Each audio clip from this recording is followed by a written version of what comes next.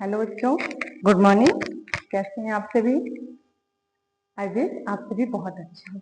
जैसे आपको पता है कि हमने बायोलॉजी पढ़ना स्टार्ट किया था, तो बायोलॉजी में हमने सबसे पहले जाना कि मैंने मेरे को पहले दो क्लासेस लाइव ली है।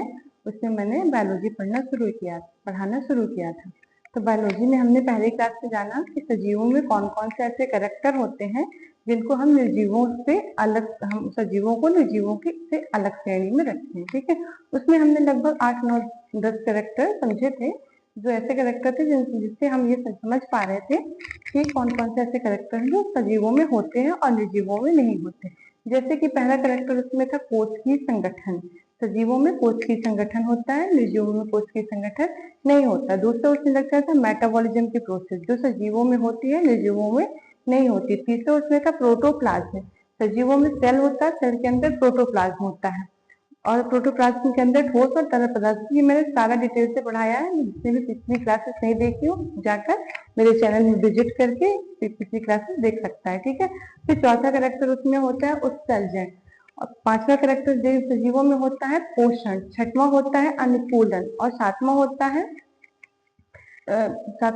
है एक लाइफ सर्किल होता है। ठीक है, ऐसे हमने 9 कैरेक्टर पढ़े थे।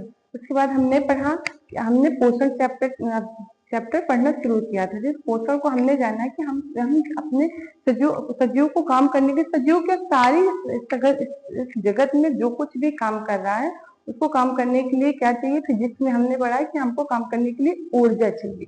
तो ऊर्जा कैसे, मशीनरी को ऊर्जा हम कैसे प्रोवाइड कराते हैं, उसमें फ्यूल डालते हैं, उसमें डीजल, तेल, पेट्रोल, गैस जो भी उसकी एनर्जी का वो होता है, प्रोडक्ट होता है, उसको भर के हम उससे एनर्जी जनरेट करते हैं। लेकिन ह्यूमन बॉडी में एनर्जी के लिए हमको क्या चाहिए, सजीवों में, लिविंग में हमको एनर्जी के लिए क्या चाहिए, तो लिविंग में हमको एनर्जी के लिए भोजन चाहिए। तो जो कुछ भी हम खाते हैं तो साइंस के लैंग्वेज में उसको हम क्या खा रहे हैं, हमने खाना खाया, दाल खाया, चावल खाया, सब्जी खाई, रोटी खाई। आप वेजिटेरियन है, नॉन वेजिटेरियन है या वेजिटेरियन है, कहते ना जो लोग अंडा खाते हो उसको क्या कहते हैं कि मैं वेजिटेरियन हूँ, है ना। तो तो जो वेजिटेरियन है तो उनसे ये पता चलना चाहिए कि हम क्या खा रहे हैं। तो हम जो कुछ भी खा रहे हैं, तो साइंस के लिए भोजन को, जो भी हम अपनी एनर्जी के लिए बाहर से जो कुछ भी इनटेक कर रहे हैं, तो उसको भोजन को हम क्या बोलते हैं कि हम अपनी बॉडी को एनर्जी दे रहे हैं। ठीक है, तो हम जो कुछ भी खा रहे हैं तो उनको हम 5 भागों में बांटते हैं। जैसे कि पहला, हम चाहे कुछ भी खाएं, हमने कहा कि मैंने चावल खाया, मैंने रोटी खाई, मैंने सब्जी खाई, मैंने चावल खाया, मैंने आलू खाया, मैंने रोटी खाई, तो मैंने तो ये बता दिया आपको कि मैंने ये खाया। लेकिन मेरी बॉडी से अगर पूछा जाए कि मेरी बॉडी में क्या गया, मेरी बॉडी सिर्फ एक चीज जानती है कि कार्बोहाइड्रेट। आपने क्या खाया, कार्बोहाइड्रेट खाया। अगर हम दाल खाते हैं, हम दूध पीते हैं, तो मेरी बॉडी में क्या जा रहा है, मैंने बताया कि मैंने दाल खाई, मैंने सोया खाया, मैंने दूध खाया, लेकिन मेरी बॉडी में क्या गया, मेरी बॉडी ने कहा कि आपने प्रोटीन खाया। मेरी बॉडी को इससे मतलब नहीं कि मैं क्या प्रोडक्ट खा रही हूँ, मेरी बॉडी सिर्फ इतना जान रही है कि मैं कार्बोहाइड्रेट खा रही हूँ, मैं प्रोटीन खा रही हूँ, मैं वसा खा रही हूँ, और मैं मिनरल्स खा रही हूँ, मैं खनिज खा रही हूँ।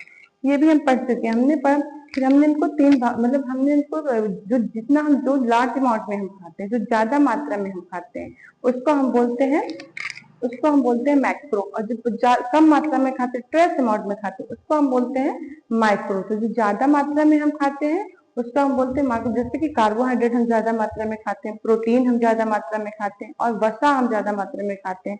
और एक भाग हमने बनाया था जो हम कम मात्रा में खाते हैं, 2 भागों में डिवाइड किया था। तो जो कम मात्रा में हम खाते हैं उसमें आया था विटामिन और मिनरल। ठीक है, इसी प्रकार हम एक और प्रकार से डिवीजन कर सकते हैं, जैसे कि हम कार्बनिक और कार्बनिक आधार पर डिवीजन करते हैं।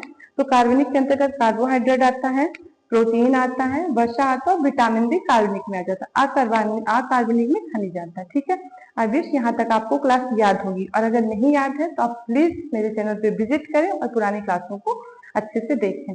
और उसके आगे हमने कार्बोहाइड्रेट पढ़ना शुरू किया था। हम कार्बोहाइड्रेट के बारे में पढ़ भी लिया था कि कार्बोहाइड्रेट हमने पढ़ना शुरू किया था कि कार्बोहाइड्रेट हमारे शरीर में, कार्बोहाइड्रेट के स्रोत क्या होते हैं, हमने स्रोत के बारे में जाना कि कार्बोहाइड्रेट हमको जो हल्की मीठी चीजें होती है उनसे हमको कार्बोहाइड्रेट मिलता है। जैसे कि हमने स्वीट खाई, हमने चावल खाया, हमने आलू खाया, हमने स्वीट पोटैटो खाया, हमने फल खाए, बहुत सारे एक जैसे स्रोत हो सकते हैं। जैसे कि दूध से हमको दूध से हमको प्रोटीन भी मिलता है, दूध से हमको मिनरल कैल्शियम भी मिल रहा है ना, दूध से हमको प्रोटीन भी मिल रहा है, दूध से हमको फैट भी मिलता है, क्रीम भी होती है ना, फैट भी होता है, तो दूध से हमको फैट भी मिल रहा है, दूध से हमको ग्लूकोज भी मिलता है। तो एक एक एक एग्जाम्पल कई चीजों के हो सकते हैं, एक ही प्रोडक्ट कई चीजों के एग्जाम्पल हो सकता है। तो हमने कार्बोहाइड्रेट के बारे में पढ़ लिया था। दूसरा, तो आज हम दूसरा अपनी क्लास शुरू करेंगे। चलो इसके आगे से हम पढ़ते हैं।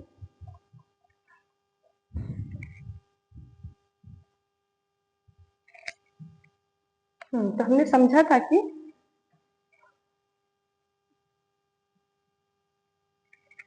कार्बोहाइड्रेट एक होता है, कार्बोहाइड्रेट को हम तीन पार्ट में पढ़ते हैं। एक होता है मोनोसेकेराइड, एक होता है मोनोसेकेराइड, एक होता है ओलिगोसेकेराइड, तीसरा होता है पॉलीसेकेराइड।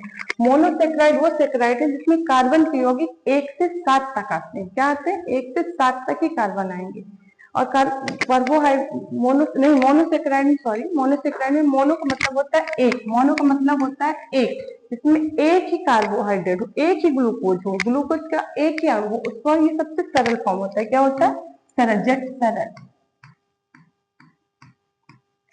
ये ग्लूकोज कार्बोहाइड्रेट का सबसे सरल फॉर्म होता है। इसमें एक ही मोनो मतलब एक होता है। तो ठीक है, ग्लूकोज, इसकी एग्जांपल देते हैं ग्लूकोज, दूसरा होगा फ्रक्टोज, तीसरा होगा ग्लैक्टोज। अब ग्लूकोज क्या है? ग्लूकोज हमको किससे क्या क्या खाने से मिलता है? तो ग्लूकोज